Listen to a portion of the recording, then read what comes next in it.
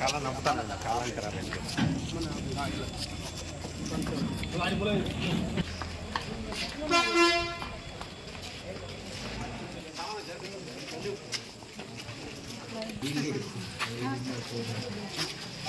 నమస్తే రమేష్ అన్న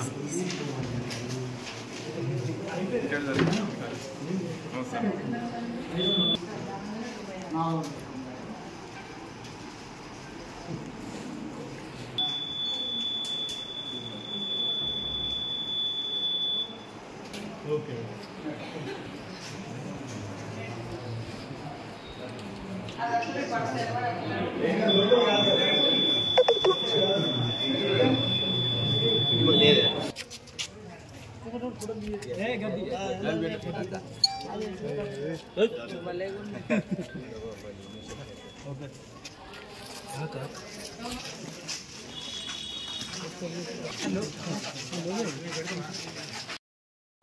స్వగ్రామంలో ములుగు మండలం జగ్గన్నపేటలో నా ఓటును వినియోగించుకోవడం జరిగింది.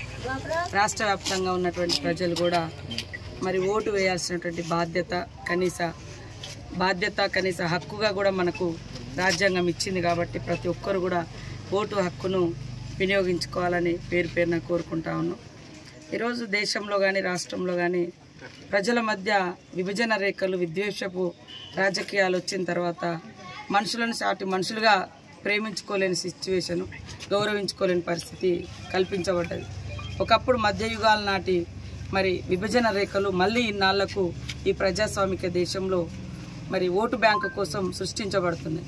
మనం చూస్తే కుక్కల్ని ప్రేమిస్తాం, జంతువులను ప్రేమిస్తాం, కానీ సాటి మనుషులను ప్రేమించలేని, గౌరవించలేని, ఒక దగ్గర తీసుకోలేనటువంటి విద్వేషపూరితమైనటువంటి రాజకీయాలు రేపటి యువత మీద, భవిష్యత్ తరాల మీద తీవ్రమైనటువంటి ప్రభావం పడుతుంది. కాబట్టి మా రాహుల్ గాంధీ గారు గత కొంతకాలంగా ఈ దేశాన్ని ఐక్యత ఉంచాలి, అందరూ కలిసిమెలిసి ఉండాలని భారత్ జోడో యాత్ర నిర్వహించడం జరిగింది. అదేవిధంగా మనమెంతో మనకంత అనే విధంగా రిజర్వేషన్స్ కూడా జనాభా ప్రాతిపదికన ఉంచాల్సిన అవసరం ఉందని కూడా వారు పోరాడుతున్నారు. కొంతమంది దేశం కోసం, ధర్మం కోసం అంటున్నారు. దేశంలో స్వతంత్రం తీసుకురావడంలో ఈ దేశం కోసం, ధర్మం కోసం అనేటువంటి వాళ్ళ పాత్ర ఎంత? ఈ దేశంలో ఈ దేశం కోసం వారు చేసింది ఏంటిది? ఈరోజు దేశం అమ్మబడుతుంది. గతంలో మరి మా నాయకులు ఇందిరాగాంధీ కాడ నుంచి, నెహ్రూ గారి కాడ నుంచి మరి మొన్నటి వరకు కూడా కాంగ్రెస్ ప్రభుత్వం వందల వేల ప్రభుత్వ రంగ సంస్థలు నిర్మించింది, ప్రభుత్వ ఉద్యోగాలు సృష్టించింది. కానీ ఈరోజు దేశం కోసం, ధర్మం కోసం అని ఆదాని కోసం, అంబానీ కోసం దేశాన్ని తాకట్టు పెడుతున్నటువంటి వాళ్ళను విస్మరించాల్సిన అవసరం ఉంది.